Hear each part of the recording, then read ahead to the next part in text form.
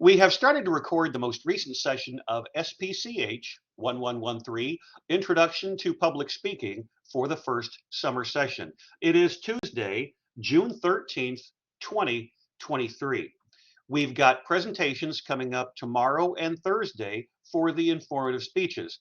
As we move on during the term, it's not going to be an absolute requirement that you send me an email with your topics. Usually the first week we're getting our sea legs, as you've seen from the videos all the way through the term. We have a lot of improvement from you in terms of content, delivery, and visuals. And along that line, a friendly reminder that when you get into the slideshow mode, always make certain that you're full screen. No slides on the side. There may be a couple who are still doing it this week, but once we get into next week, that looks a little bit sloppy. So just remember to do that. And when you are preparing your slides, in the same way that you would go through a Microsoft Word document and review it through Grammarly or some other source, the editor version on Microsoft Word, go back and double check your spelling, your grammar, and your syntax on all of the slides to make certain that the design consistency is that way all the way through. Little things matter as time goes on. The colors on your slides, the font style and the font size of your headlines and of your bullet points or word phrases.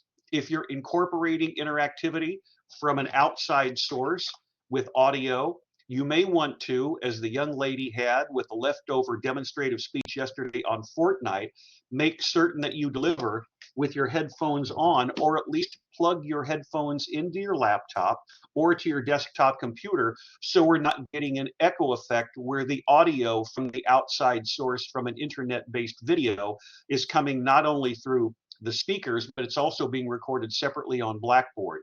And that echo effect can be a little bit distracting. You saw that from our homeschooling speech during the spring 2020 pandemic. It's a small thing, but details matter. Attention to details matter, which is why I have told you on infinite occasions to watch all of your takes that we never see. That's why all of the videos that I have shown you and will today, both from YouTube and from Loom, that have been uploaded to my YouTube channel, are representative samples of demonstrating, informing, persuading, and wildcard. Are they going to be perfect? No. Are the presentations you see today going to be perfect? No.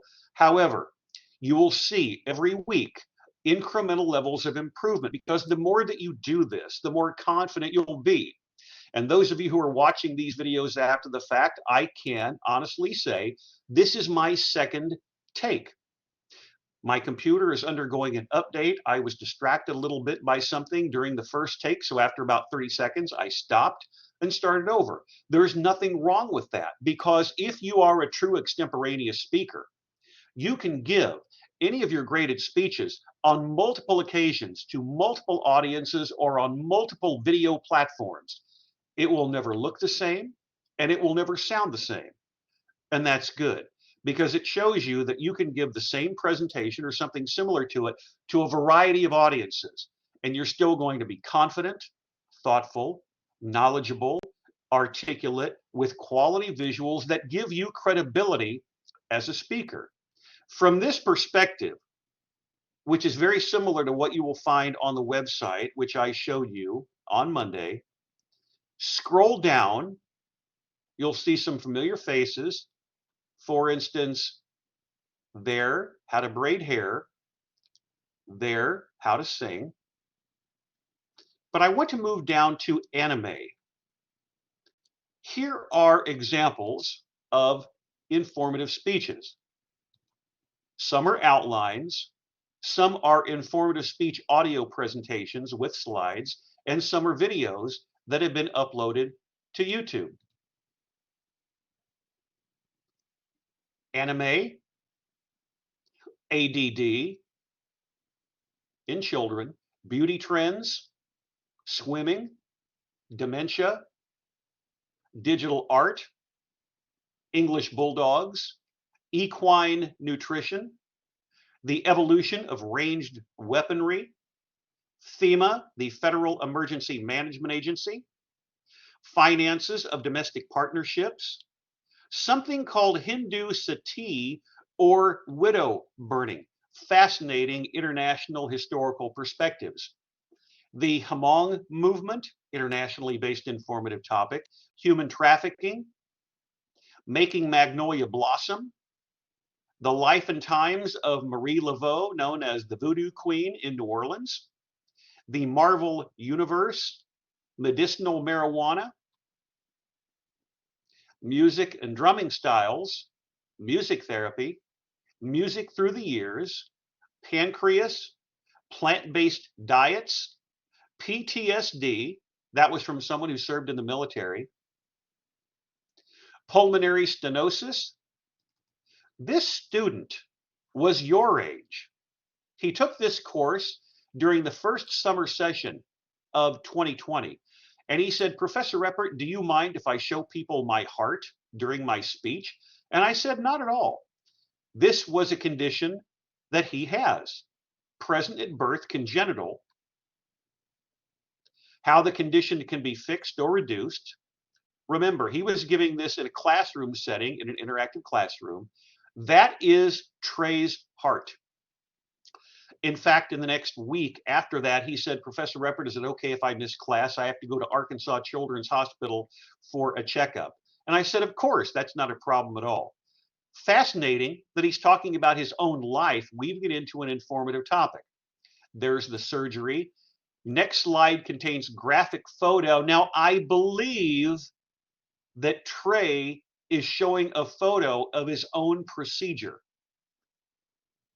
The location of the feet, the heart, and the head. Really something that is fascinating from an informative perspective with the visual, and of course he was discussing it in front of the class. The recovery process, the total time in the hospital, and references. Now, you don't have to have references. Implicit in your interactivity is the fact that I know that you've done your research. Let's take a look at this, as we always do, from bottom to top. The design consistency of the slides, the font style, the bullet points, allowing him to remain extemporaneous throughout, the visuals of his heart, his personal experiences with the open heart surgery to replace the valve, what the condition is, and his title slide. Something like this is really important because people will want to know what that condition is and what the challenges are that Trey overcame. If we were in the classroom after the applause, students would have an opportunity for a Q&A session. Fascinating speech, and Trey earned an A in the course. So we move on from pulmonary stenosis to riding ATVs, all-terrain vehicles. An international student talked about his home country of Saudi Arabia. The sawmill, that was one of my night courses from a non-traditional student who worked at one in Southwest Arkansas. An international student wanted to talk about her home country of Tatarstan. Look at that title slide, very attractive. For a presentation like this, most of us, even if we're good at geography, may not necessarily know where the country is. So I told Alina, make certain that you provide a map early on so we'll get an idea of what Tatarstan is. Here are some of the facts of the country, that it's part of Russia. There's a map of Russia with Tatarstan in red. And then the heart of Tatarstan with interactivity. Now let me see if I can activate this and show it to you. I'm opening it in a window, and I'll show you this in just a moment. Depending upon your topic, again, remember our presenter for the demonstrative speech who was talking with her headphones. What you want to do if you incorporate interactivity is to plug headphones into your laptop or desktop so we don't get an echo effect. The treasures of Tatarstan. This gives her credibility as a speaker because we're actually seeing a bit of the video. Now, I'm only going to play about a minute or so. If you're in the classroom, that's the way it would be too. You take about a minute or so and use this to supplement your speech, but not to give the speech for you, for informing us about the country of Tatarstan. Tatarstan is the jewel in the heart of Russia, a place where history and future coincide, and cultures and religion coexist in peace and harmony. Come discover the treasures of Tatarstan. Kazan is a unique and beautiful city, dating back over 1,000 years, a perfect combination of history. 1 hour's flight from Moscow, Kazan is one of the most popular tourist destinations in all of Russia. Visit the UNESCO-listed Kremlin, where you can see the Kul Sharif Mosque, the Suyongbek Tower, cathedrals and palaces from all eras. In the course of a day, you can start by wandering the shops of Bauman Street, visit our new FIFA-approved stadium, and end the evening in our fabled opera house, home to the Nureyev Ballet Festival.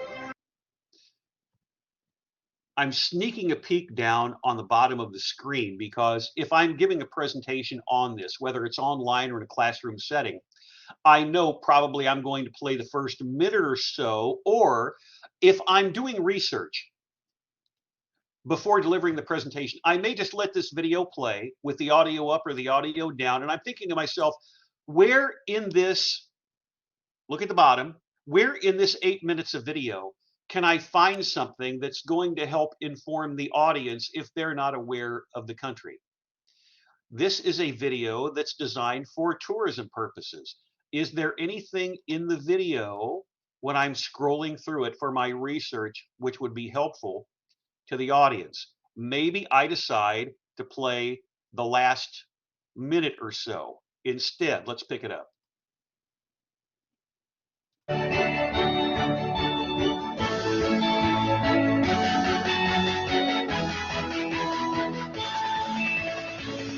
Some say the ghost of Ivan still haunts the island. Come see Sviazk, island of war and peace.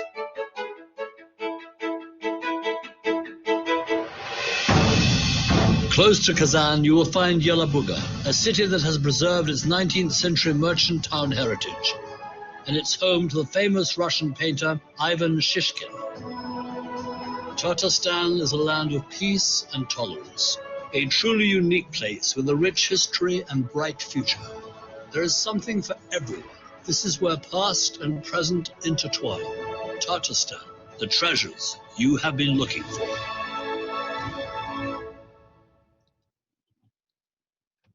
The bottom line is this. If you're giving a presentation, as Alina did, in a classroom setting on a country that maybe many of us are not aware of, it's helpful, if appropriate, to play a video clip which will let us identify visually with what the country is about. But again, notice what I said, and I came back on camera for effect. Any outside video that you incorporate into your presentation, make certain that your headphones are plugged in.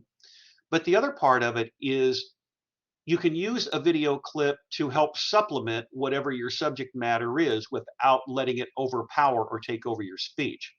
You've spoken for a minute or so, you've got 2 or 3 slides, here's the video clip, and then you come back. Similar to what we saw with presentations earlier for demonstrative last week or informative yesterday. Let's get back to Alina's outline structure. She would return at this point to discussing who are the Tatars with all of those bullet points, visuals including costumes and someone who is very important within the country. You talk about the culture, the clothing, sports, discrimination, and of course food. Don't forget, one of the things that really is a unifying factor around the world are the types of foods that people share from different cultures. Lamb and rice play a prominent role in the diet. Meat pies. Hate to do this to you guys early in the afternoon. And then there's the presentation with a generic thank you. Sometimes people do that.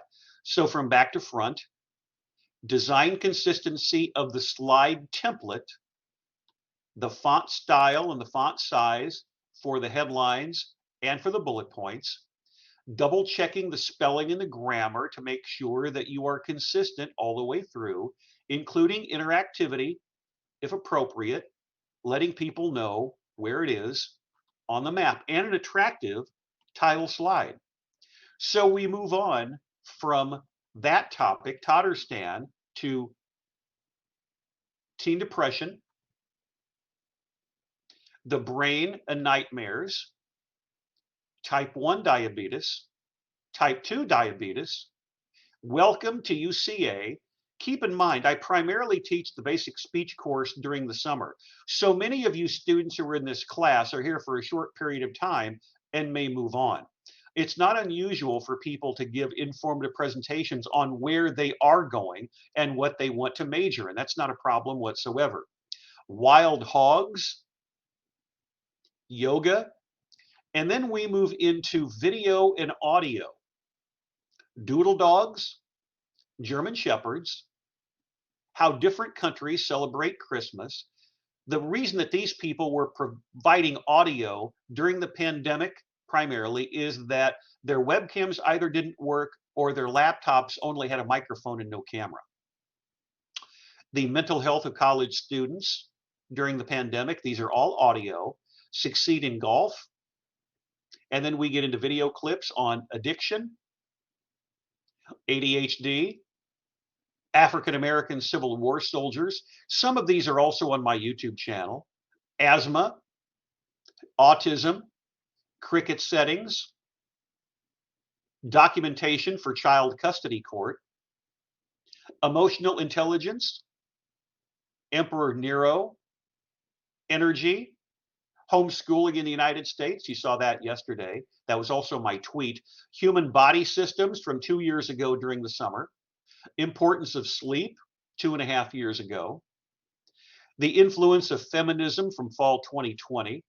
An informative speech from the first summer session of 1994. I was very young, on the information superhighway, what you know as the internet, which for our benefit really came about from 1989 to today. Living with an anxiety disorder, mental health and athletes, you'll be seeing that today. Mental illness, pediatricians, primary care vaccines, reading to your children, that was fascinating. Watching a mother speaking to her infant child. Rock and roll, that was last year. Service dogs, sickle cell anemia, speech disorders. I'll see if I can squeeze that in today. Tennessee Walker, you saw that yesterday. The Halloween timeline, if you're a movie buff.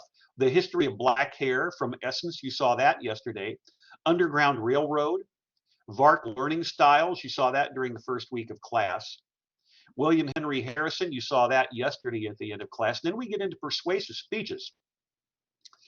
So the bottom line behind all of these topics, and I want to chronicle them during a recorded class session, primarily because when you're doing an online course, not only is there going to be a lot of repetition in my course, there will also be a lot of videos that are going to be shown.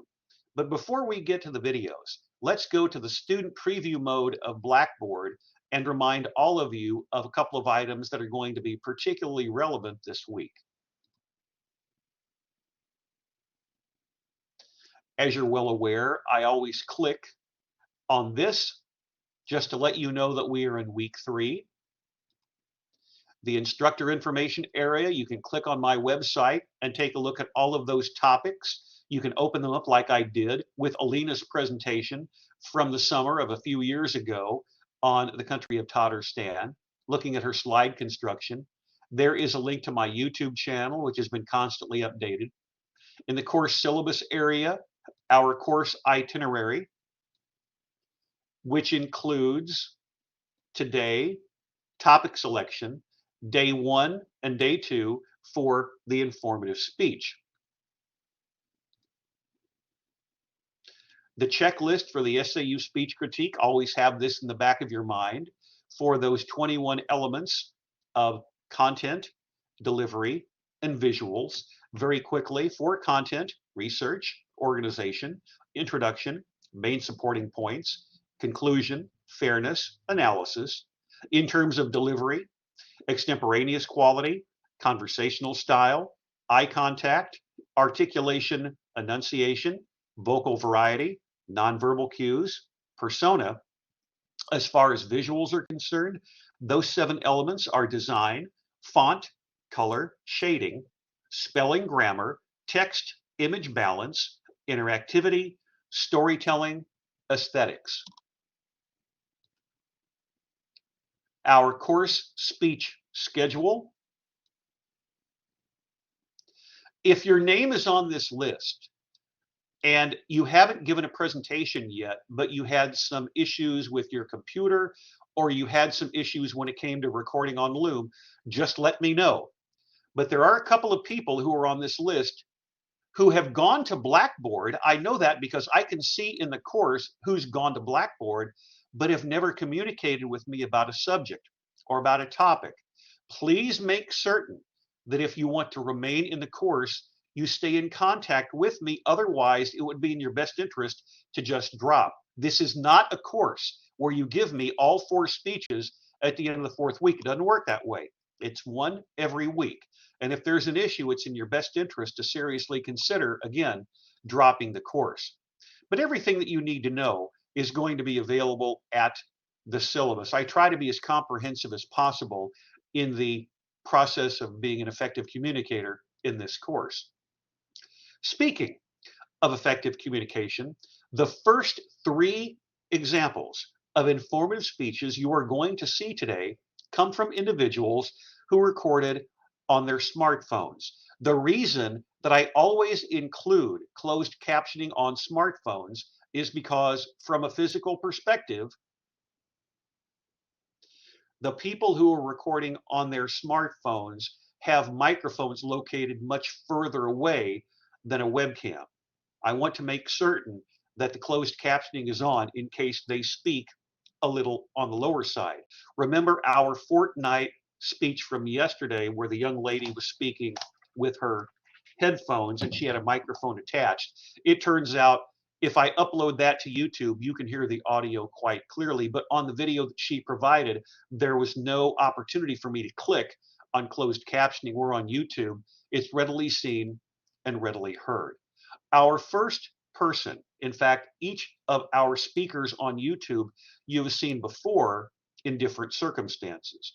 Our first presenter today for an informative speech topic on YouTube, recorded on her smartphone, is Kylie Nee from the spring of 2020. This is on heartworm disease. The closed captioning is ready. She's got this set up in a veterinary shop. I believe this is in Camden. She's got it set up where her smartphone is relatively close. She's using the backdrop of the vet's shop to give her credibility as a speaker. And then she is going to go back and forth with a mouse and inform us on heartworm disease. Our first speaker of the day, here we go. Hi, I am Kylie Nee, and tonight I am going to be talking to you about heartworm disease in dogs. I'm recording this in the back office of my family practice, so beware of dogs barking and phones ringing. I apologize for that in advance. So first, I'm going to answer the question, what is heartworm disease? Heartworm disease is caused by a parasitic roundworm that lives in the heart and lungs of companion animals and wild animals that is transmitted by mosquitoes. So this means that a wild animal that is running around gets bitten by a mosquito, and that then gestates in the mosquito for about 2 weeks and then can be then transmitted to your companion animal. These worms live in the heart and lungs and those surrounding arteries, which can then cause lung disease, congestive heart failure, and damage to many other organs in your dog, which is why it is important to be aware of your dog's heartworm status. What are symptoms of heartworm disease?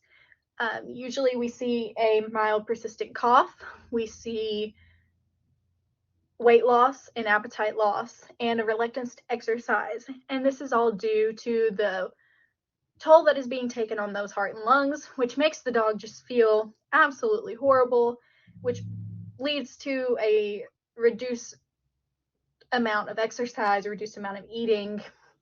And in really severe cases, we can sometimes see Gavall syndrome, which is a sudden blockage of blood flow within the heart, which leads to labored breathing, pale gums, and a dark bloody urine.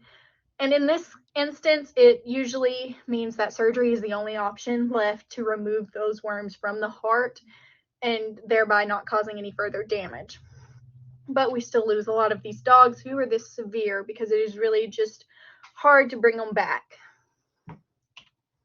So what happens if your dog has heartworms? So you go to your yearly visit at your veterinarian and they do a heartworm test and your dog's positive. Start treatments immediately. If that is possible, that's really the next step that needs to be taken in order to reduce the amount of damage that is being done to those pulmonary arteries. And to do this, most vets usually prescribe a monthly dose of doxycycline, a month-long prescription of doxycycline, which is an antibiotic that will help to weaken those worms and reduce the amount of microfilaria in the bloodstream, which are the baby heartworms that can infect other dogs, because you really want to lower your chance of infecting other animals to keep everybody safe. So once you're done with that month-long dose of doxycycline, it's really smart to get another microfilaria check done just to see how far along you are in your treatments. So there are two types of treatments that are used to cure heartworms because they can be cured.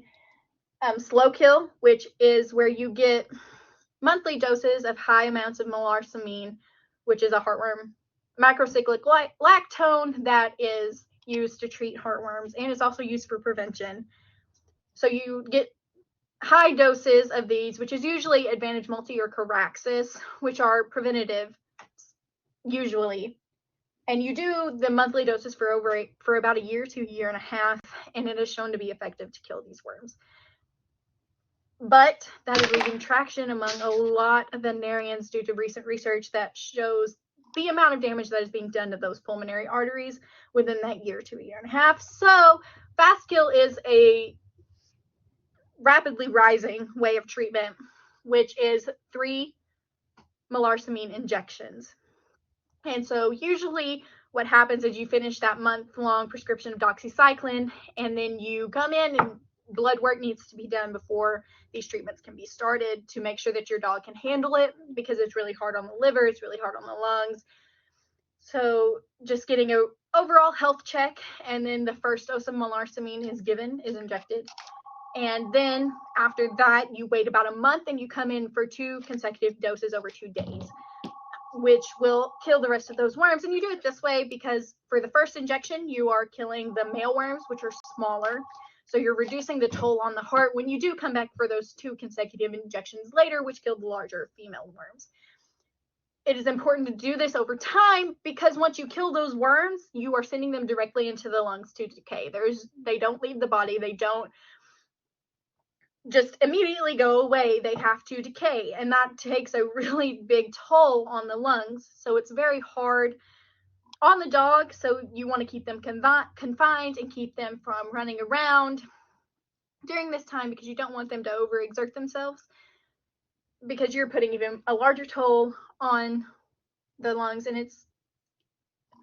heartworm disease is very hard on the dog in general, and it does lead to some fatalities, which is why it's important to be aware and to talk to your veterinarian and understand the process when you are going through heartworms.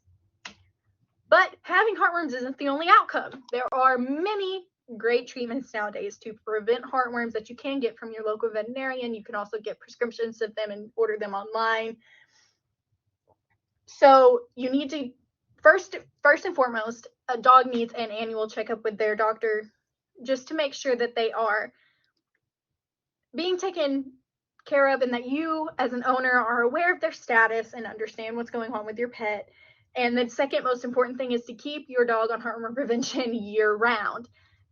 When you start seeing a dip in mosquitoes, which doesn't really happen in the South, you don't want to stop that prevention because your dog is outside more than you and is getting bit more than you.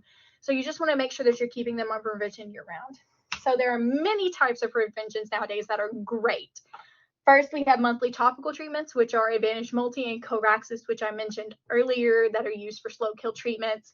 There are also monthly chewable tablets like HeartGuard and Simparica Trio, which is a new product that does a lot of other things besides treating heartworms. And there's also sick injections that are heartworm preventions, which are called ProHeart. And there's ProHeart 6 and ProHeart 12. ProHeart 6 lasts for 6 months and ProHeart 12 lasts for 12 months, which are both really great products. And you know that you're not missing a dose. So it's really effective if you're prone to that, prone to forgetting, which honestly I am. So it's really just an amazing product.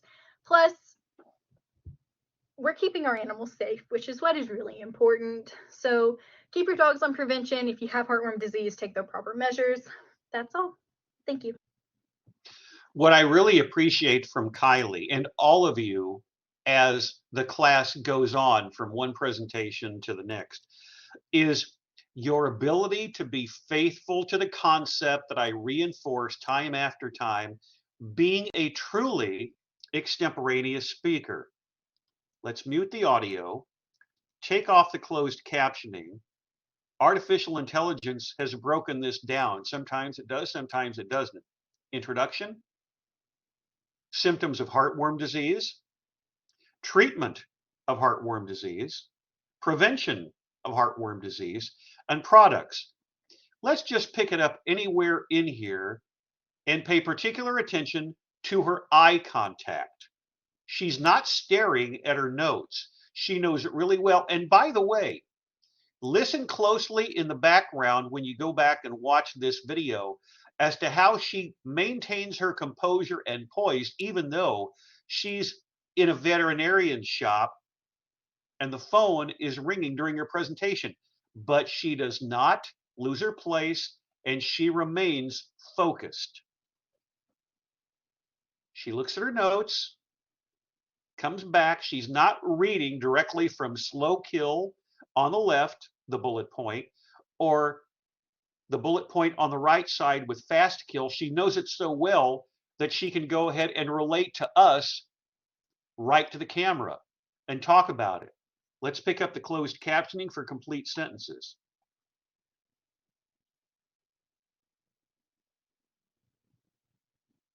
You're not seeing, to the best of my ability, many vocalics, ers, ahs, ums. Artificial intelligence may mess up some of the spellings, but that's not her fault.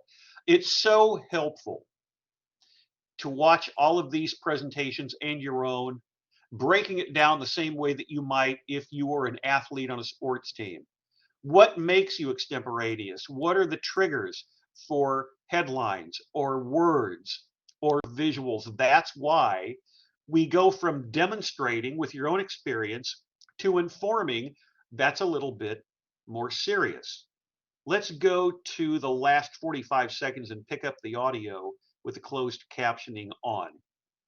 There are also monthly chewable tablets like HeartGuard and Simparica Trio, which is a new product that does a lot of other things besides treating heartworms. And there's also sick injections that are heartworm preventions, which are called ProHeart. And there's ProHeart 6 and ProHeart 12. ProHeart 6 lasts for 6 months and ProHeart 12 lasts for 12 months, which are both really great products.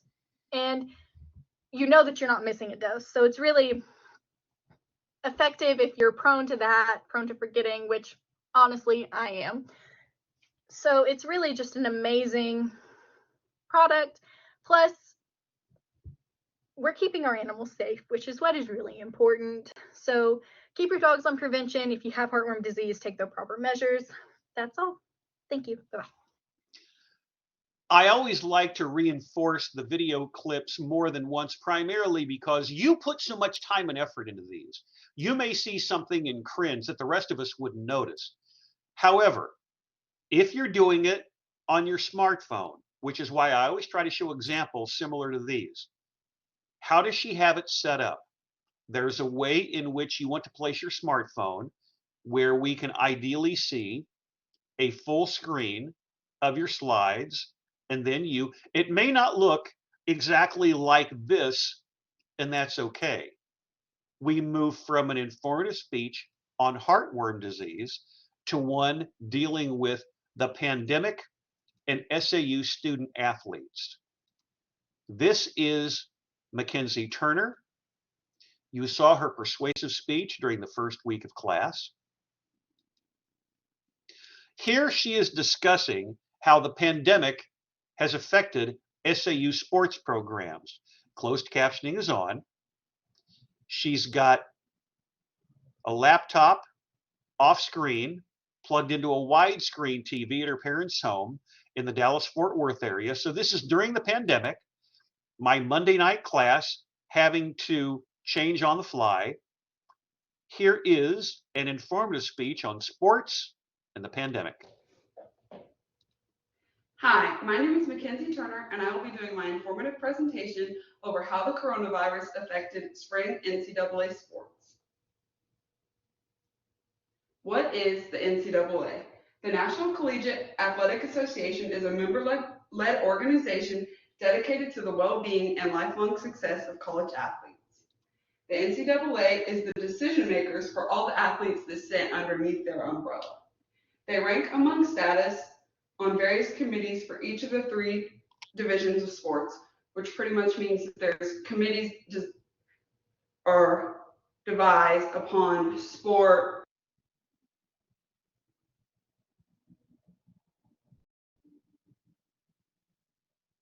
and division. So obviously football is a bigger sport than golf, so there'll be a bigger committee talking about the decisions need to be made with football versus other sports. Why all the commotion? COVID-19, also known as the coronavirus. Obviously, the whole entire world is being affected by this right now, and spring sports is just another thing that ended up falling under that. The coronavirus is a respiratory illness that spreads like a wildfire. Beginning in China, the number of cases has risen from 1 to over 3,000 in the United States alone in a little over a month. So what happened? The country went into panic as the spread of the coronavirus took off across the world.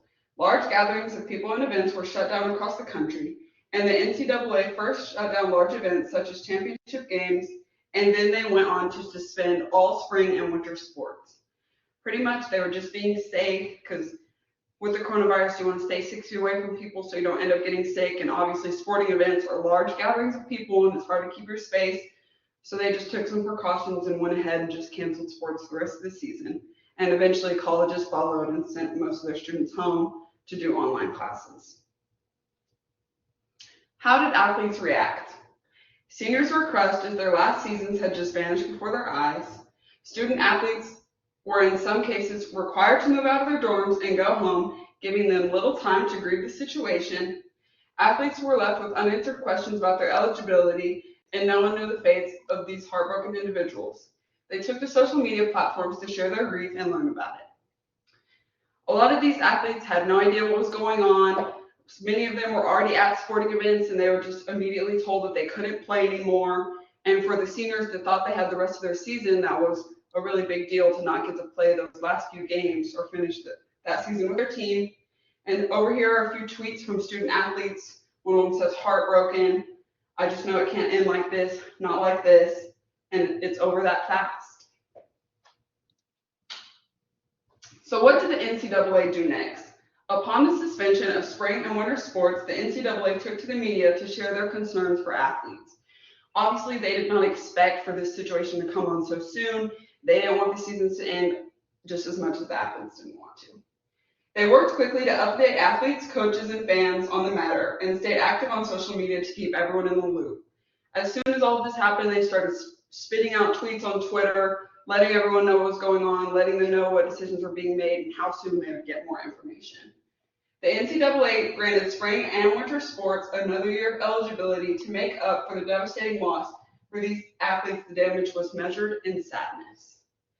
So this means that sports such as softball, baseball, golf, track and field, all those sports were granted another year of eligibility, which means even though they were about halfway through their season, they get to play a whole nother season, which is really great because I know for a lot of these athletes, it was a really big deal to lose that year, especially for the seniors.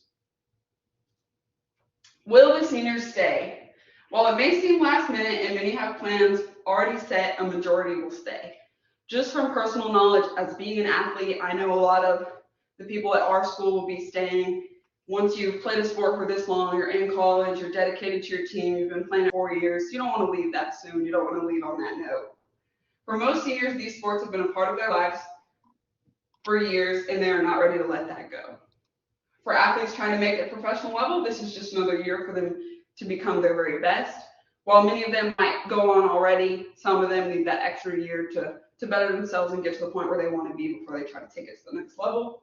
Non-seniors were also given another chance to play and may do so at their institution, carrying on into higher education somewhere. As a sophomore, I was granted another year, and I think it's great because I'll be able to tack that year on at the end, maybe get some more money while I'm finishing my school, or be able to stretch out my school a little bit, have some more time to deal with that. And that's all I have for you today. Thank you. As you saw with Kylie, with the vet related speech, this is something that is very close to Mackenzie's heart, knowing at the time that it potentially was going to mess up their both academic and athletic schedules. We find out later, obviously, everyone gets a COVID year. You're running into some student athletes who may be in their 6th year of eligibility. As we've done with everyone else, let's go back, leave the closed captioning on, pay particular attention to her extemporaneous style, looking at her notes. Occasionally you might have to read directly from it, but she always returns to the camera, looking at us, talking about it, being faithful to the concept of being extemporaneous while being expressive, while being conversational. When people's eyes wander, as I've shown you previously on course videos, that's a good thing. You're thinking about what you want to say as a jumping off point for many of these bullet points or phrases. Some of the bullet points or phrases are going to be longer in terms of word count, some shorter, but whatever you feel works best for you. As we've been doing a lot over the last couple of days, let's go to the last minute or so of the presentation and try to pick up on how effective the speaker is at concluding their remarks. You've played a sport for this long, you're in college, you're dedicated to your team, you've been playing it for 4 years, you don't want to leave that soon, you don't want to leave on that note. For most seniors, these sports have been a part of their lives for years, and they are not ready to let that go. For athletes trying to make it professional level, this is just another year for them to become their very best. While many of them might go on already, some of them need that extra year to better themselves and get to the point where they want to be before they try to take it to the next level. Non-seniors were also given another chance to play and may do so at their institution or carrying on into higher education somewhere. As a sophomore, I was granted another year, and I think it's great because I'll be able to tack that year on at the end, maybe get some more money while I'm finishing my school, or be able to stretch out my school a little bit, have some more time to deal with that. And that's all I have for you today. Thank you. With all of the presentations that you've seen so far, let me make sure her eyes are open before we officially pause. There we go. These folks have really practiced a lot. You can tell from the concentration that they provide with their eye contact. By just looking at their body language, they are really focused on what they want to discuss. When you're sending something to me by YouTube, it will look a little bit different in my email file. Before we get to Matt's speech on bariatric surgery, in the fall semester of 2020, this is what the email looked like that he sent to me for a YouTube presentation. All I have to do is to click here, the video comes up on the screen. It's a little bit cockeyed where he has it set up for the webcam, but that's not going to affect his grade. I always like to be open similar to this because so many of you put a lot of time and effort into it. Sometimes you may not necessarily check your sent file to make certain that the video is attached, whether it be YouTube or Loom. And I understand that. If something does not arrive the way it's supposed to, as I was showing some of you who are here with me live before class, I will always contact you.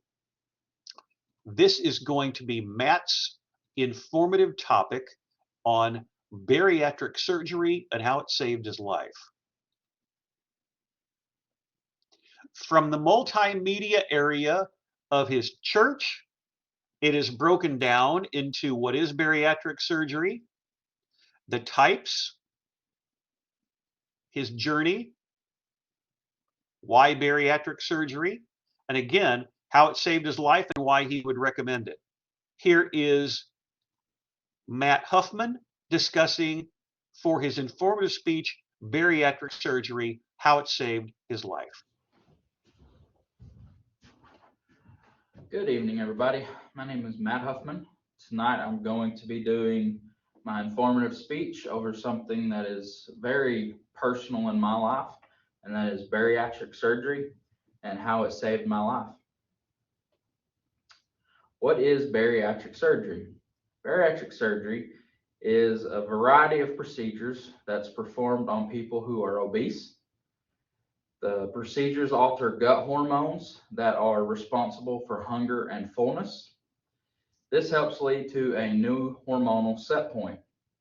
It also limits the capacity of the stomach and can help eliminate, in certain circumstances, not always the case, help eliminate type 2 diabetes, high blood pressure, sleep apnea, high cholesterol, and other diseases that are associated with obesity. But please check with your PCP to find out if bariatric surgery is right for you. There are three main types of procedures for bariatric surgery. I chose the vertical sleeve gastrectomy. Usually they just kind of the common name for it is sleeve surgery, bariatric sleeve. They don't get into all that fancy stuff. So the VSG is your stomach is restricted by being cut and removed. The volume is reduced by 80% of your normal volume, so they take out 80% of your stomach. All main functions of the stomach stay intact. It still breaks down food, all that stuff. And it is performed for high-risk patients, which I was a high risk, and I'll get more into that in just a minute. The other one is gastric bypass. It surgically separates the stomach. It's kind of like the sleeve. They go ahead and make a small pouch right up at the top of your stomach. Only a small segment of the food comes into contact with your stomach. Portion of small intestine is disconnected and is rerouted to the smaller pouch, that is on top of your stomach. Then food is rerouted from the new small stomach into the intestine, so all the food doesn't come in contact with all of your stomach, just the small part, and it goes into the intestine and through. Then another one is the lap band. It's mainly the more or less invasive out of the three. It's a surgical placement of a silicone ring around the upper part of the stomach. The tightening of the band decreases hunger, but still allows the person to feel full. So you eat a little bit. This restricts you from being able to eat a whole lot, but it still makes you feel full. There's no cutting or removing of anything in the stomach. So my journey, how I came on this, I'd always tried a lot of weight loss options, never worked. I was always a big guy. It started on July 1st, 2019 at Saline Memorial Hospital. I had to go through a lot of pre-surgery requisites that my insurance was making me do before they would sign off on the surgery. So first I had to get medical clearance from a heart doctor and get a referral from a sleep study, or referral for a sleep study. And I did that, got clearance from my heart doctor, and then got to do the sleep study. I had to see a nutritionist.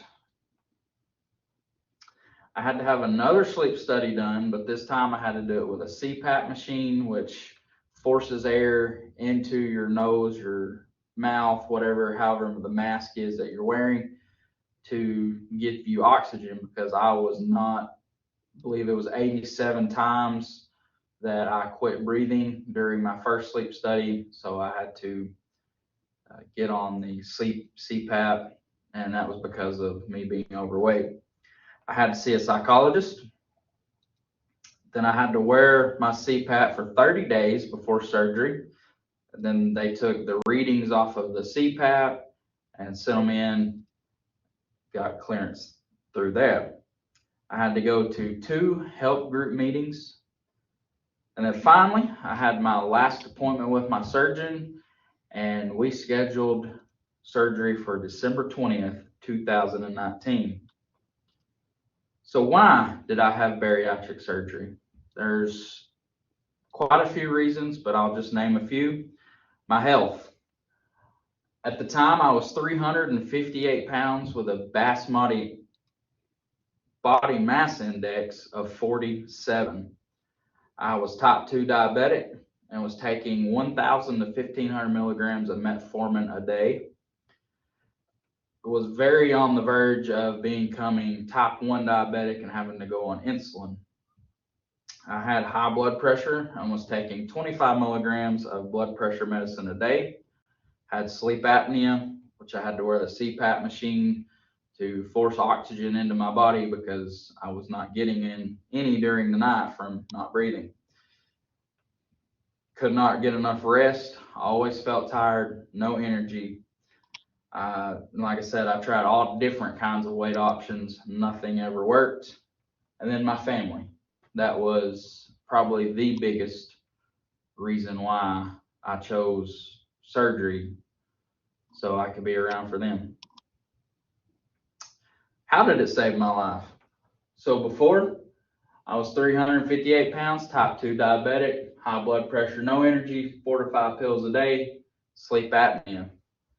The one on the right, after surgery, my goal or my weight now is 267 pounds. I am off all medications. I am not a diabetic. My blood pressure is normal. I have more energy than I could ever imagine, and I'm just so thankful that I did this. Would I recommend bariatric surgery? Absolutely yes. If you're overweight and have exhausted all avenues of weight loss, then I would recommend that you talk to your PCP about surgery. This is not a magic pill. This is something that just does not happen overnight. You still have to put in work to make this surgery successful. I still have to watch what I eat, still have to exercise, all that kind of stuff. It is a mental attitude, not just a physical one. You have to be mentally prepared to do this because it is mentally stressing. And you have to be disciplined not to fall back into the habits that made you obese to begin with. You can't just eat as much as you want because that's not how it works. You have to follow all guidelines that your surgeon gives you. They give you quite a bit of stuff that you have to go through, quite a bit of stuff after surgery, just to maintain. Like I said, this is not some magical thing that's just going to help you. So I wish I would have done this sooner. Like I said, if you need help, reach out to your PCP because they can help you get this process started. So thank you for watching, and I hope everybody has a great night. Thank you. What he is doing, obviously, is recording by himself. You saw him walk in at the beginning, and then he's going to walk right out at the end. If it's appropriate, depending upon the topic, such as heartworm disease for our first speaker, or student athletes at SAU dealing with the pandemic for our second speech, or in this case, bariatric surgery, you can incorporate personal experiences into, if appropriate, an informative speech. It won't necessarily always be the case. Let's go ahead and mute the audio, take off the closed captioning, and check out some of Matt's graphics as we move on. How it saved his life for a title slide, What is bariatric surgery with all of the bullet points, because some people may have seen it on television, on advertisements from hospitals, but may not necessarily understand the nuts and bolts. It's a serious procedure. Then what are the three types? I know there is one from the 1980s that is not done anymore, which in the long term has apparently been considered quite dangerous for the long-term health of the patient. And then he talks about his journey in great detail. The road may be bumpy, but stay committed to the process. Then he includes his son and his wife. He talks about his original weight and his BMI, which is body mass index, the fact that he's taking medication for blood pressure and diabetes, sleep apnea, which can be really dangerous. We've had that as a topic before. Before and after, no signs of diabetes, normal blood pressure, and the fact that he's not carrying all that weight. He can move around and not necessarily feel as if he's carrying around any excess baggage, so to speak. No more meds, normal sleep. And would he recommend it? Absolutely yes. So let's get into the last 45 seconds. Check out his closing remarks, putting the closed captioning back on. Here we go. You can't just eat as much as you want, because that's not how it works. You have to follow all guidelines that your surgeon gives you. They give you quite a bit of stuff that you have to go through, quite a bit of stuff after surgery, just to maintain. Like I said, this is not some magical thing that's just going to help you. So I wish I would have done this sooner. Like I said, if you need help, reach out to your PCP, because they can help you get this process started. So thank you for watching, and I hope everybody has a great night. Thank you. What truly comes across from Matt all the way through is his sincerity, obviously being extemporaneous, but informing us about a topic such as bariatric surgery is appropriate for an informative speech. Before we go to presentations that are uploaded by Loom, a reminder that you can go to my YouTube channel and check out material in a playlist. I would scroll through a number of these. Probably the best way to do it, there's more than one way, is just click on the playlist. For radio, TV, speech, and media materials, and then scroll down until you find demonstrative speeches, of which there are about 20. They're categorized alphabetically by the term in which they were actually uploaded. Tons and tons of topics, but these are representative samples.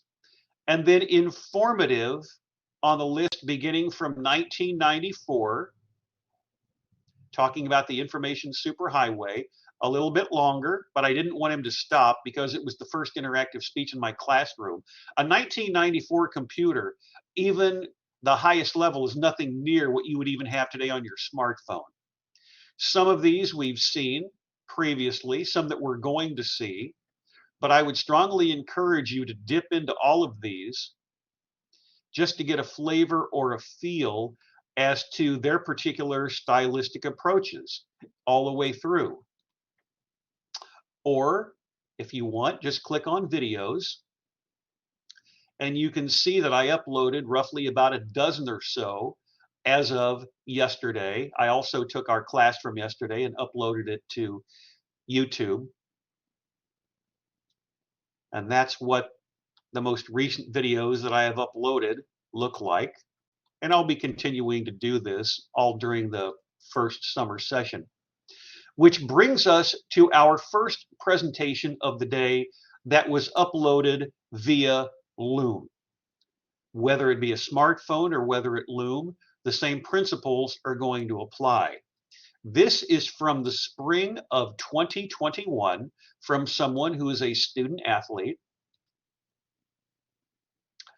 This is Madison, you're going to examine her presentation on mental health in athletes. We will unmute. Go ahead and play it. Here we go. Hi, my name is Madison Pogue, and this is my informative speech on mental health in athletes. Personally, as an athlete, I feel like this topic is not talked about enough, so I thought I'd shed some light on it today. I wanted to start off by first saying that this is not a sport-to-sport related thing. It is very much based on each individual person and how they function mentally. So how chemicals kind of react in their brain versus, oh, I play softball, so I'm going to be 10 times more likely than a soccer player to be depressed. So saying that, we're brought to depression. So depression is, if you put it simply, being in an extreme sad state. So some symptoms would include being sad, losing interest in a lot of things that you like to do or even love to do, and then having really bad mental thoughts about yourself and sometimes even about other people.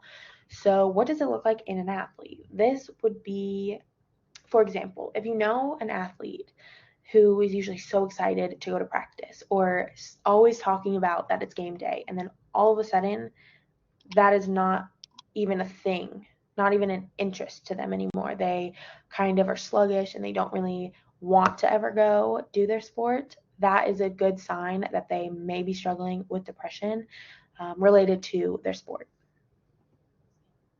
Next up is anxiety. So anxiety is whenever people worry about certain instances or outcomes, anything like that. So usually when it comes to athletes, it's performance based. And this basically means that they are very worried. They have like a fear that they are going to not be able to live up to the standard that they've made for themselves, or even a fear that, they can't perform how they know they can perform.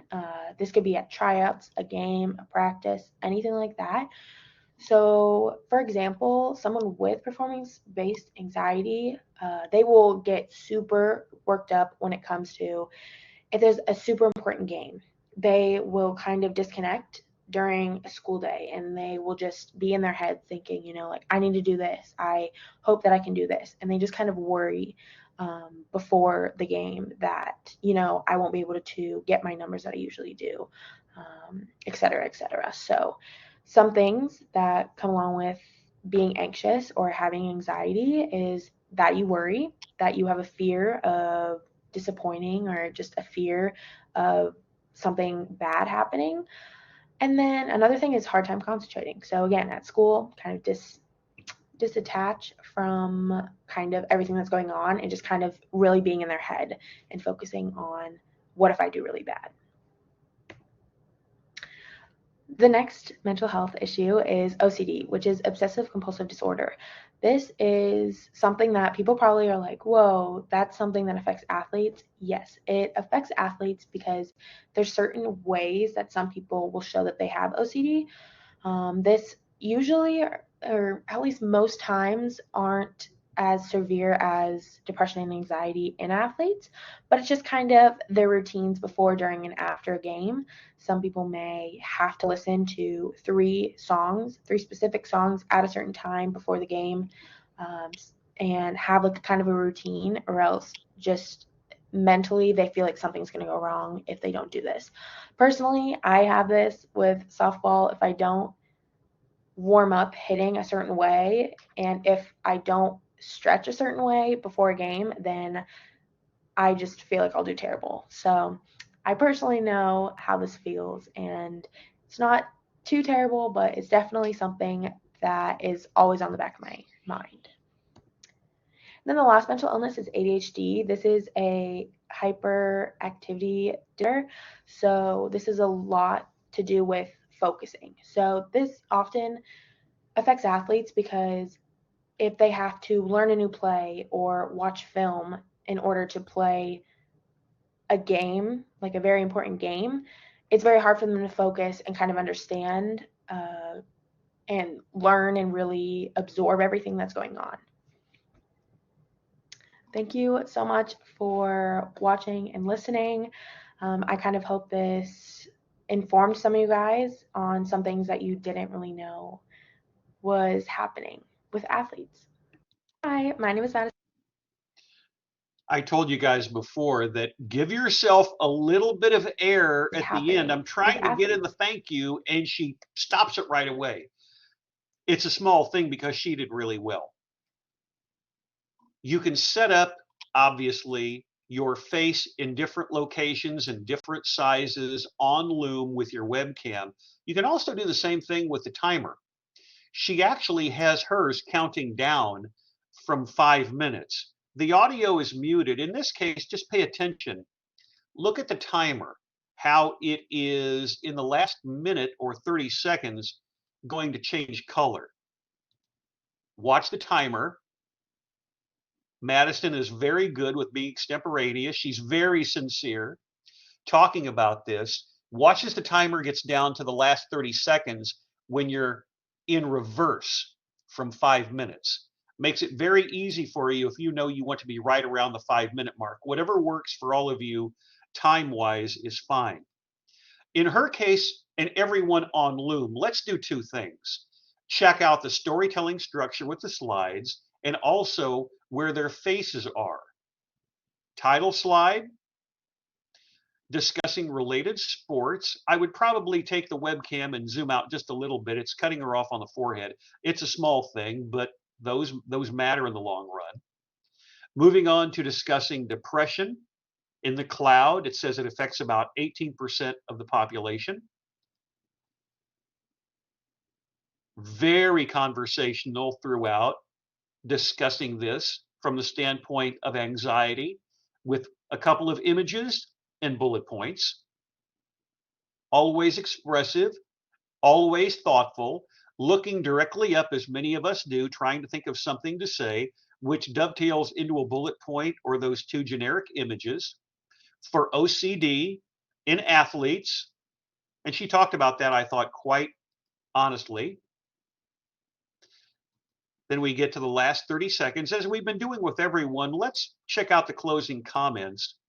Leave the closed captioning off and check it out. There's a lot to do with focusing. So this often affects athletes because if they have to learn a new play or watch film in order to play a game, like a very important game, it's very hard for them to focus and kind of understand and learn and really absorb everything that's going on.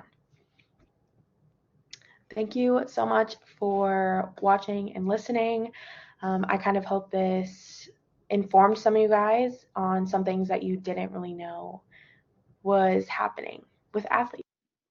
See, she's making her closing remarks and she's almost there at the end. That's where you have to be really careful not to cut off your recording too soon, because if I let it play, then it will recycle.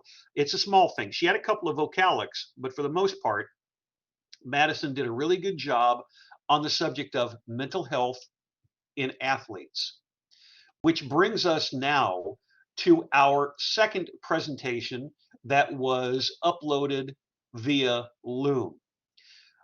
I wanted to include this topic because it is also a little demonstrative. It and informative speeches sometimes are along a fine line, but I let her go ahead and do this. This is a presentation on cricket settings. From the first summer session 2 years ago, Melissa is going to discuss the function of different cricket settings. I'm Melissa Smithson, and I'm going to talk about the function of different cricket settings for Introduction to Public Speaking Summer Session 1. This down here is my cricket. It is an Explore Air 2, and another model you can get is the Maker. It's a little bit more expensive. What is a cricket? A cricket is a cutting machine that can cut different craft materials. It can cut paper, vinyl, and cardstock. Some machines can cut fabric, thin fabric, wood, leather, and more. My machine does not cut the fabric, wood, and leather, but the Maker does. Like I said, it's a little bit more of an expensive machine than the Explorer. What does a cricket do? A cricket can cut shapes, text, and photos. It can draw images. It can write words. It If you have a printer, it can do print and cut, which sends your computer, it sends it straight to the printer, prints it out, and then you get it off the printer and you can put it right into your machine and it'll cut out a sticker or whatever image you're wanting cut out. We are only going to focus on these three settings: the paper, iron-on, and vinyl. Other settings that are on this dial are the paper, vinyl, iron-on, light cardstock, bonded fabric, and poster board.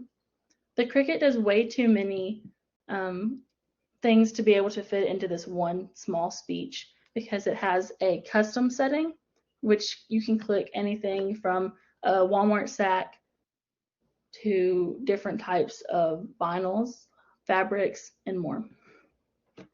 How the paper setting on the Cricut works. This setting is for normal paper. Most of the time when cutting paper, you won't use the paper option. You will use a custom option, which you can choose the specific type of paper, like construction paper, copy paper, lined paper, just different types of papers. How the iron-on setting works. The iron-on vinyl is also known as heat transfer vinyl, which most people in the vinyl Cricut world call it HTV. This is a type of vinyl with activated adhesive on the back.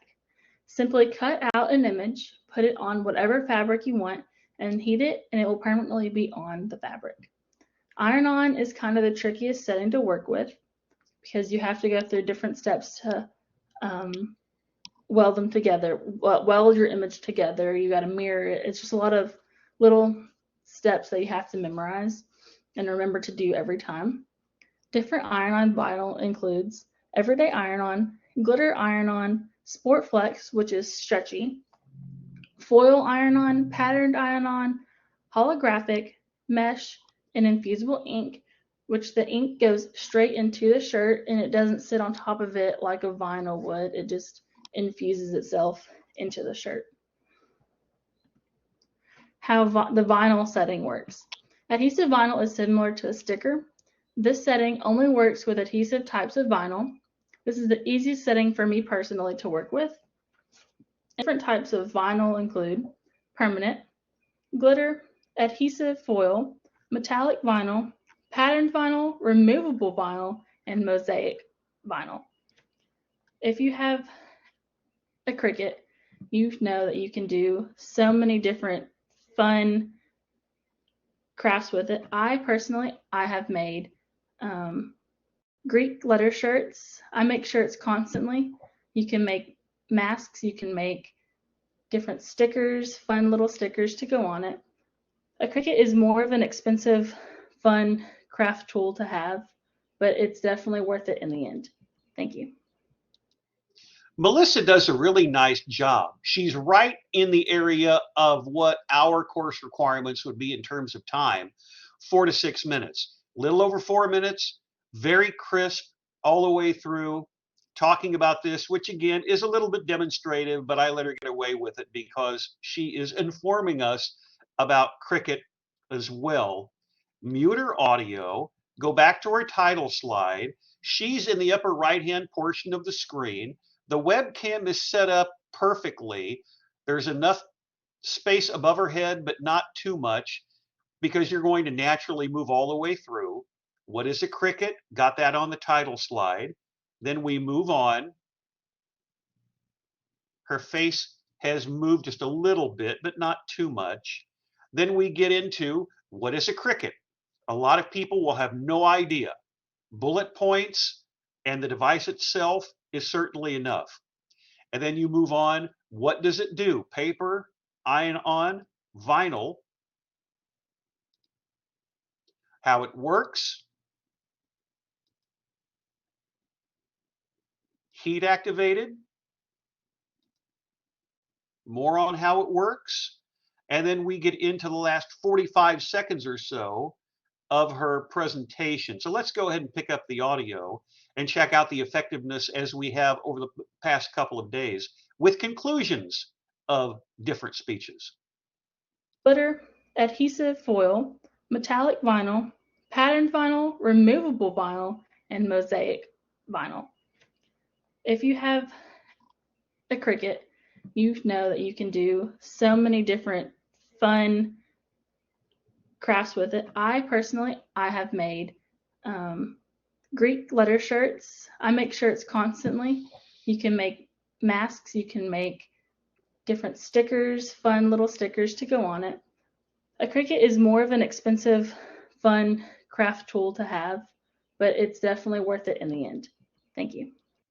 Very solid visuals. About the only thing that I would want her to do is to have a little bit more sticking the landing, so to speak, with a conclusion and say thank you. But it's a small thing. The more you do it as time goes on, the better. Very good storytelling ability, not overly cluttered. She knows the topic well enough where she doesn't have to have a lot of clutter on her slides or something that is going to take her a little bit off course. Again, I like the fact that she's got it in the upper right-hand corner, but there's nothing that calls attention to itself in terms of being sloppy.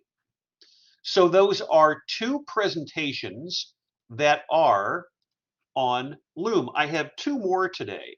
These are a little bit shorter than some of the presentations we were watching that were recorded by a smartphone and uploaded to YouTube. This is a topic which was very interesting. You saw this person's demonstrative speech on cartoons. Now you're going to see Sam from fall of 2020 discuss the subject of service dogs. And you have seen them on the Southern Arkansas University campus. This is her presentation.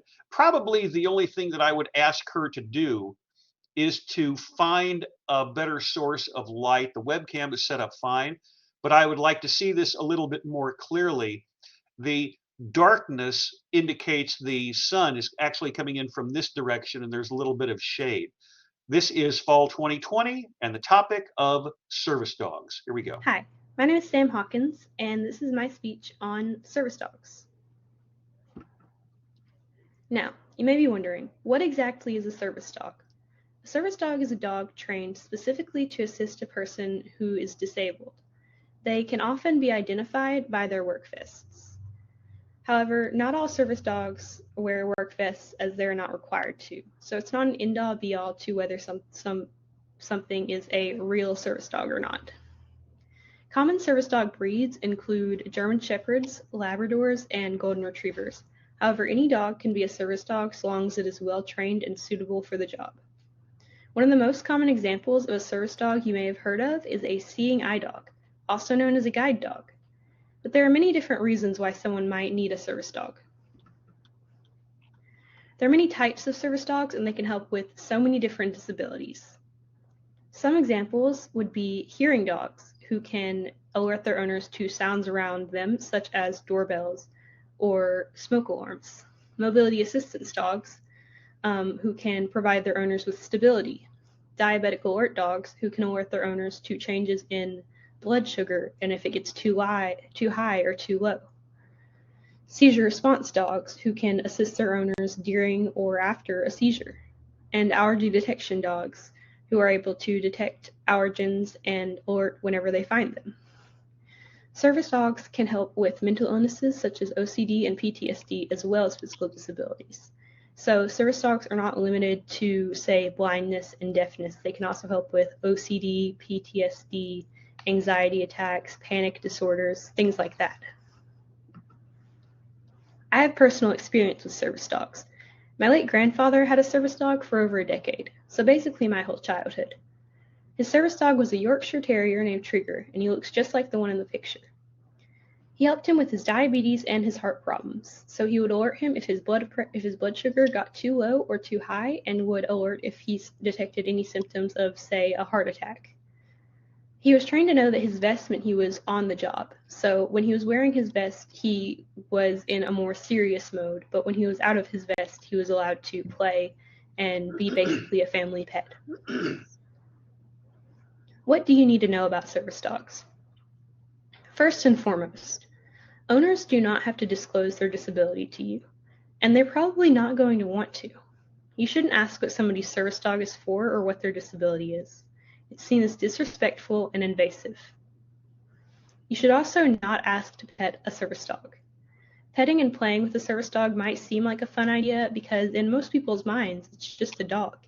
However, we must remember that these are working animals first and foremost, and petting and playing with a service dog could distract them from their owner's needs, which is an annoyance at best and at worst could be dangerous.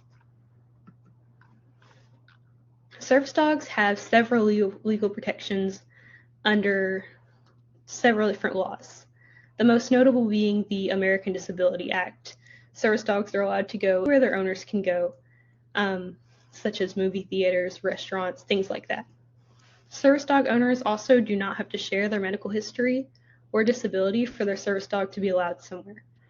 So they only have to prove that their service dog can do the services that they say that it can do. That is the only thing that they have to demonstrate.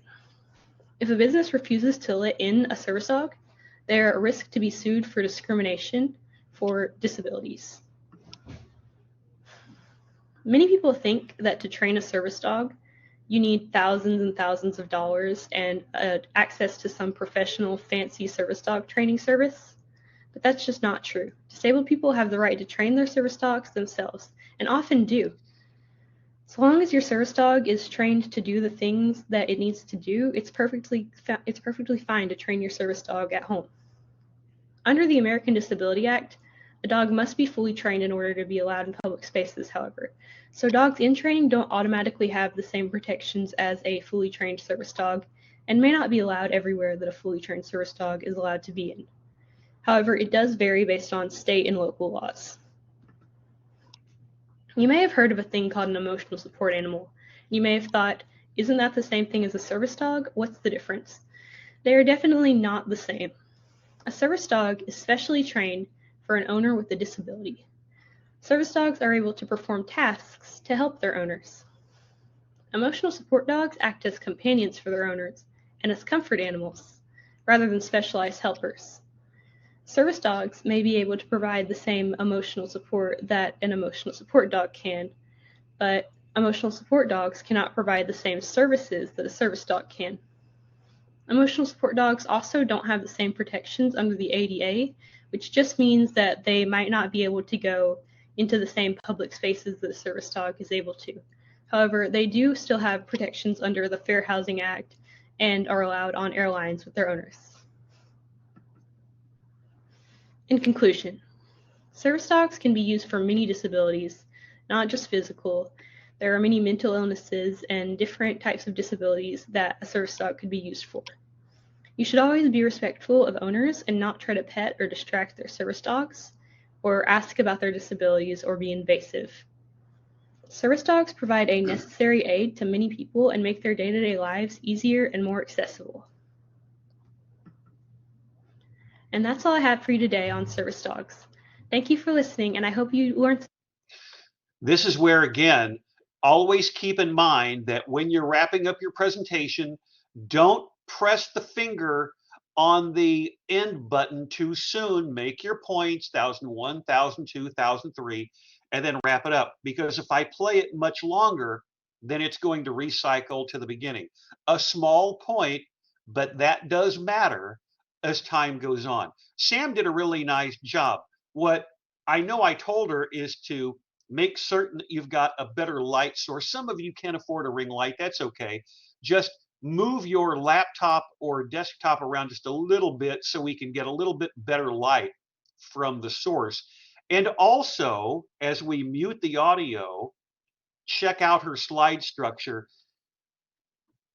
During the process of constructing your slides, always determine where is the best place for my webcam, so as much as possible, I'm not necessarily obscuring any text. You may be able to make the inset a little bit smaller, or after you've gone through all of your slides, is there any dead space which is going to be appropriate? For instance, if you've got something like this that goes all the way along, you might want to make this 2 lines with left flush and go upper right-hand corner. It's a small thing. It had no bearing on her grade. Obviously something to consider. Now let's take a look at her slides and eye contact. On the title slide itself, what is a service dog, being extemporaneous, the uses for service dogs. That's an excellent visual, by the way. That is so well done. And then how it helped with a member of her family.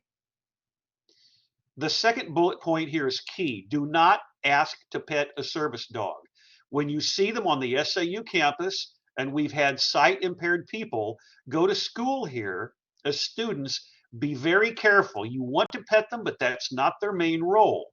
And then you go on to legal protections. Again, she's focused with good eye contact, the training of service dogs, and the emotional support. And let's check out the last 40 seconds with audio. The Fair Housing Act and are allowed on airlines with their owners. In conclusion, service dogs can be used for many disabilities, not just physical. There are many mental illnesses and different types of disabilities that a service dog could be used for. You should always be respectful of owners and not try to pet or distract their service dogs, or ask about their disabilities or be invasive. Service dogs provide a necessary aid to many people and make their day-to-day lives easier and more accessible. And that's all I have for you today on service dogs. Thank you for listening, and I hope you... And I really have to be very careful there. You will always see that red bar coming up. I'm sneaking a peek to make certain that as much as possible that I'm not Xing out of the presentation too soon. Really good quality topics that everyone has provided so far. But I did not want to discount anybody who gave this course last year. I wanted to include someone who gave an informative speech from first summer session of 2022. So that's how we're going to wrap this up today. Sometimes informative topics will be on health related subject matter. And that's what this is. The topic is asthma from 1 year ago this week. To be more specific, from day 2 of that week, and here it is. Hi, my name is Zamari Vickers, and I will be doing my informative speech on asthma.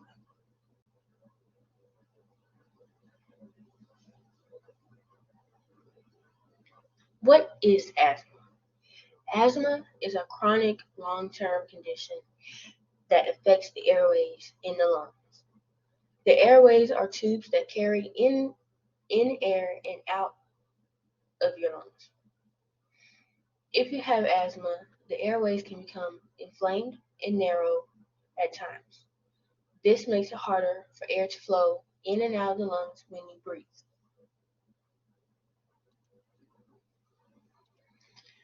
Symptoms of asthma. When a person's airways become inflamed, narrow, and swollen, they produce extra mucus, which makes it hard and difficult to breathe. Asthma can be minor or can interfere with daily activities. In some cases, it may lead to life-threatening attacks, which is not good. Asthma may cause difficulty breathing, chest pain, coughs, and wheezing. Symptoms may sometimes flare up. You will experience shortness of breath, chest tightness or pain, wheezing and exhaling which is a common sign of asthma in children. Trouble sleeping caused by shortness of breath, coughing or wheezing.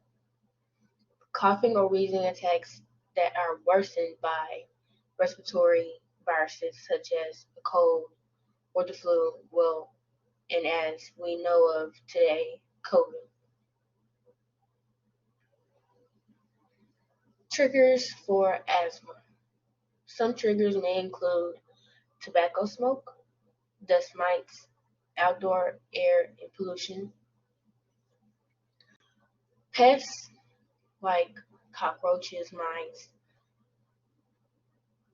other pets like cats and dogs, hamsters even, mold, cleaning and disinfectant sprays, and etc. Some treatments of asthma may include Asthma can usually be managed with rescue inhalers to treat symptoms and controller inhalers that prevent symptoms. Severe cases may require longer-acting inhalers that keep the airways open, as well as oral steroids. They include albuterol, ProAir HFA, Ventolol HFA, and others. And albuterol, and I'm not sure how to say the other two, short-acting beta agnostics can be taken using a portable handheld inhaler or a nebulizer, a machine that converts asthma medications to a fine mist. They're inhaled through a face mask or mouthpiece. And these are more typically given to kids with asthma because if you ever try to give a kid medicine for their asthma, it's not going to work like a normal adult would take their medication. You have to put the mask on their face so that they can get all the medication that they need, because they're not going to put something in their mouth and breathe in the medication as they need to. When is asthma diagnosed? Asthma is a lifelong condition that can be highly disruptive of everyday activity.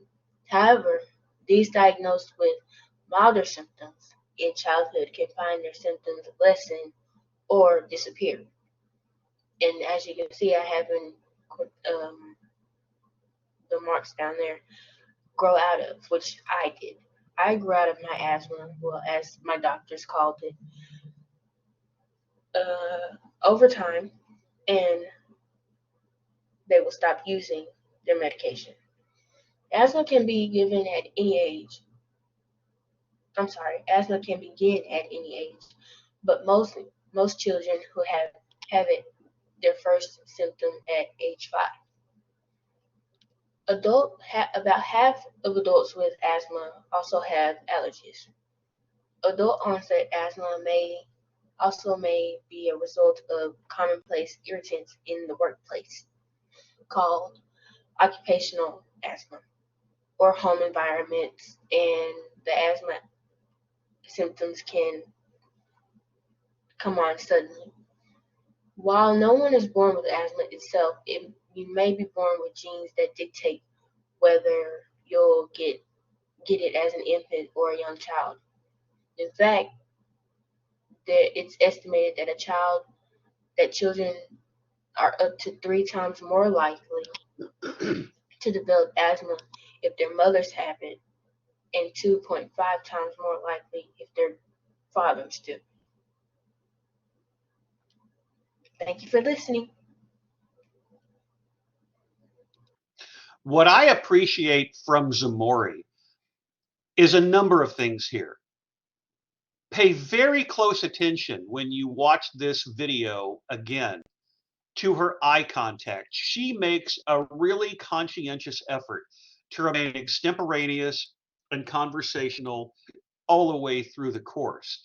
I also appreciate the small touches. Look very closely at the way she has her webcam set up. Upper right-hand portion of the screen, she has her lighting set perfectly. Also enough room to move her head back and forth, because it's natural when we speak, our heads will bob around. The lighting is set up perfectly. She has also placed her timer in a location where it's going to be easy for her to access. Let's mute the audio. Check her storytelling structure from the beginning. Title, course name, Summer 1 2022, webcam set up in the upper right-hand portion of the screen, and a visual. Then we move on, which is appropriate for a topic like this, health-related. What is asthma? Some people may not know if they don't have it. And then she's got the definition. Moving on to the symptoms, she can talk about this with as much depth or specificity as she would like. Eye contact, pretty consistent. all the way through. Same here, still on the same slide. Head is moved just a little bit. The triggers for asthma, all of us have probably been around houses that had tobacco smoke, dust mites, outdoor air pollution. I thought this was set up really well with the bullet points and the image. Some of the treatments for asthma, this is where we can always tell when someone is really practiced. On the second bullet point, these multi-syllabic terms, which are really challenging to pronounce, she went through it in an impressive fashion. She went through the bullet point very well with all of those terms. Then we move on to how it's diagnosed with as much detail as she would like to talk about, with the eye contact showing that she's really intense all the way through. More on the diagnosis. You can tell where her notes are. And then let's pick up the last 45 seconds or so with audio. Symptoms can come on suddenly. While no one is born with asthma itself, you may be born with genes that dictate whether you'll get it as an infant or a young child. In fact, it's estimated that children are up to 3 times more likely to develop asthma if their mothers have it, and 2.5 times more likely if their fathers do. Thank you for listening. So much of this course is improvement with content and delivery and visuals, but particularly with delivery. Just from the first to the second speech, I can tell that Zamori has done a really good job of putting all the elements together. And that's why she did so well grade-wise in the course.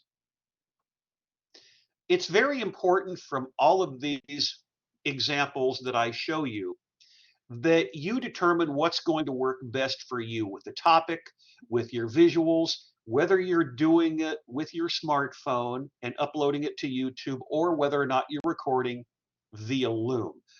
All of these examples that I show you with all of the different topics are designed to help you inform the class, whether it's primarily research-based or research with personal experience. Before we leave for the day, I have a few extra visuals to put up on the screen to memorialize for the course. The first place we're going to go to is on my website. I have already scrolled down to Introduction to Public Speaking. From this location, dozens of different topics you can click on. It will open in a different window. I would not click on anything that has a demonstrative speech audio or video. Just look at some of the outlines. Looking down beyond the group discussions with anime, from this point forward, as you saw formatted slightly differently at the beginning of today's course session on Google Drive, some of these topics, such as Totterstan, which I opened up and looked at in detail. Very comprehensive, including going to my YouTube channel if appropriate, the final informative speech, Tippecanoe and Tyler too. So just within this area, you have dozens of potential topics to look at to determine whether or not you're on the right track in terms of your overall storytelling and research structures. Which brings us now to a different location, and we are going to go to my email account next. As of right now, these are the presentations that have been sent to me for informative speeches. Anything that's in boldface indicates that I have not opened up the file. There is Michaela's presentation. Remember that we saw on Fortnite from yesterday's class session, making up the demonstrative speech. These are the presentations that have been sent to me so far. And I will come back on camera to reinforce this particular concept. If you are giving a presentation tomorrow, you're scheduled to go for informative speech day 1. If you can get them to me either before you go to bed or sometime tomorrow, ideally before 12 o'clock noon, that would be great, because I can have them ready by class time. And for a couple of you who are sending me something on a format that may not necessarily be on Loom, I have to download it, save it as a different file, and upload it to my YouTube channel so everyone can see it in real time. So really, ideally no later than 12 o'clock or 12:30, either Wednesday for day 1 or Thursday for day 2, but please don't fall too far behind. I know there are a couple of you who have had issues with being able to upload something. Continue to practice, and even if you've had problems with Loom, you might want to record it off of your smartphone like we've seen with examples today. That's okay. Let's conclude our visuals for today by going to the student preview mode of Blackboard. This session will be available roughly about 20 minutes after we have officially concluded recording. And then I will upload it to my YouTube channel. There was a little bit of a technical glitch within the first 10 to 15 minutes of the course that I will probably edit. The YouTube version will look slightly different, and I'll edit that dead space out. That was internet-based communication issue that can be readily taken care of. If you go to the course syllabus, remember, we talked about this at the outset with the SAU speech critique as an informal tool. Let's, for the time being, focus on delivery, with extemporaneous quality being continuous, conversational style expressive, eye contact full, articulation enunciation clear, vocal variety varied, nonverbal cues poised, and persona being authentic. Think about those presentations that we saw today and those that we saw yesterday. Are they fulfilling the goal of truly being a quality informative speaker? With the 3 presentations today on YouTube and the 4 that were recorded on Loom, I think they all did a nice job. If you practice enough, more often than not, the quality is going to come through in the long run.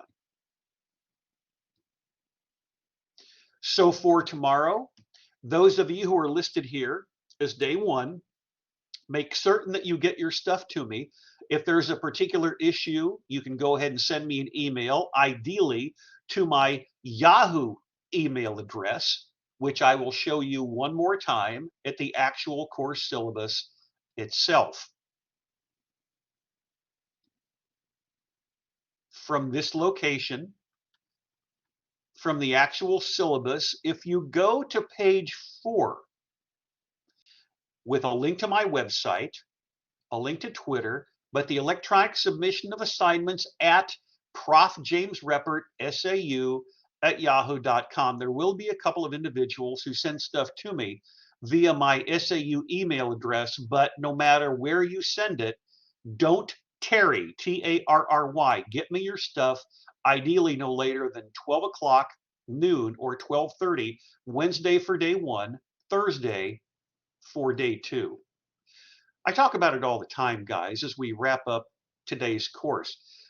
But watch the videos and how I break them down, whether it be the content with the storytelling or the delivery with the eye contact, or how people, as time goes on, have fewer vocalics, fewer drop Gs, fewer issues with grammar. But I think most importantly, be your own worst critic, as I say, in a positive way. That's going to help a lot. So I wish all of you good luck over the next 48 hours with day 1 of informative speeches, beginning tomorrow on Wednesday. As for SPCH 1113, Introduction to Public Speaking for the first summer session of 2023, that concludes the recording session for today.